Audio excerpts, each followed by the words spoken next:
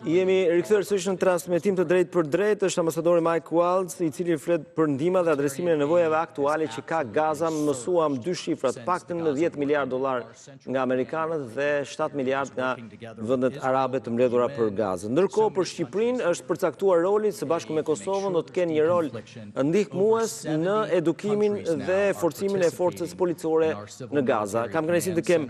ish-ministrin e jashtëm, aktualisht kryetarin e Komisionit të Jashtëm Parlamentar, zotin Igli Hasani. Përshëndetje. Mirë se erdhe, duke Hasani.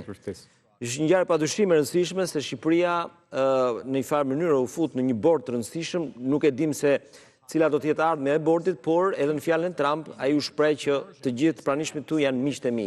që thotë edhe marrëdhëniet Shqipëri-Amerikë për momentin do të jenë më të ngrohta apo në një farë mënyrë kjo është një çështje që lidhet vetëm me Gazën. Marrëdhëniet Shqipëri-Amerikë kanë qenë gjithmonë të ngrohta, kanë qenë gjithmonë të afërta, kanë qenë gjithmonë të përcaktuara mirë dhe qartë, me një linjëzim shumë të mirë prej dekadash tashmë, një politike të jashtme e cila i ndihmon vendet si Shqipëria në radhë të parë të ngrënë profilin ndërkombëtar, por nga ana tjetër të kontribuojnë aty ku duhet dhe rasti konkret është situata në Gazë me bordin e paqes, me pjesëmarrjen e kryeministit Rama në ceremoninë e inaugurimit të bordit, me faktin që Shqipëria është një nga anëtarët themelues të bordit, konfirmohet shumë qartë dhe shumë mirë se ku jemi, çfarë stadi kemi arritur dhe cila ka qenë e gjithë ngritja graduale e Shqipërisë në arenën ndërkombëtare. Më bëri përshtypje një fjali e presidentit Trump kur tha ky është një bord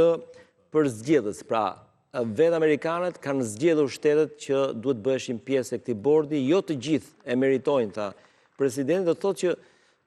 në këtë sens që ju thoni, pra Shqipëria është një aleate e ngushtë e Shtetit Bashkuar të Amerikës dhe pyetja nëse u bëj drejt për drejt, përse u përzgjodh Shqipëria? Ne kemi treguar gjithmonë dhe kurdo që jo vetëm kemi qenë një aleat i ngushtë i Shtetit Bashkuar të Amerikës, por kemi qenë dhe një faktor stabiliteti jo vetëm në rajonin tonë të vogël, në Ballkanin Perëndimor, por kemi eksportuar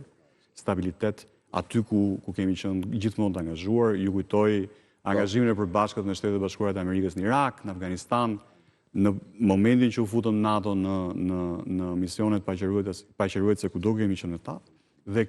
ky raport bashkëpunimi që kemi pasur me Shtetet Bashkuara të Amerikës e ka sjellë si një rrjet logjike këtë angazhim ku sot jemi dhe do të vazhdojmë të jemi krah për krah me ta. Një lajm që padyshim do të na i zbulonte, nuk e di pse, me sa duket i zoti shtëpisë do të na i zbulonte, është fakti që ne do të kontribuojmë me forca policore. Besoj ju duke qenë një nga njerëzit e rëndësishëm të kësaj mazhorance edhe në Komisionin Parlamentar të Jashtëm, e kemi aktualisht një shifër se sa është ky numër? Janë detaje të cilat qeveria duhet t'i përgatisë sa më mirë, janë detaje të cilat ka nevojë për një diskutim shumë të qartë të mekanizmave që ne duhet ofrojmë, por ajo që është e rëndësishme është fakti që kuptohen mirë kapacitetet e mira që ne kemi, kapacitetet cilat do të bëjnë të mundur që angazhimi i Shqipërisë, por edhe angazhimi i Kosovës, se janë dy vende të cilat në një mënyrë ose tjetër do jenë së bashku në këto mekanizma. Janë mekanizma të cilat jo vetëm përfaqësojnë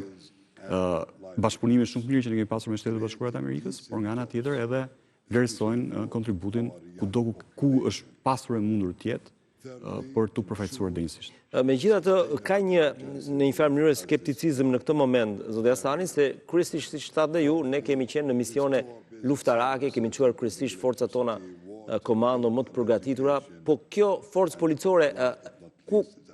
ka një lloj dyshimi për ekspertizën që kanë forcat tona policore, pra është e aftë kjo forcë policore që të shërbejë atje në një vend të trazuar? Pa dyshim, sepse edhe në gjitha operacionet e mëparshme ushtarake ku kemi marrë pjesë, kemi qenë në operacione paqëruese. Pra nuk kemi qenë asnjëherë në operacione të mirëfillta luftarake kombati. Prandaj ekspertiza e fituar ndër vite si nga forcat e armatosura, por në rastin konkret edhe nga forcat e policisë shtetit që kanë qenë dhe janë të angazhuara në formatet ndryshme brenda vendit, por edhe në marrëdhënie ndërkombëtare që kemi me organizata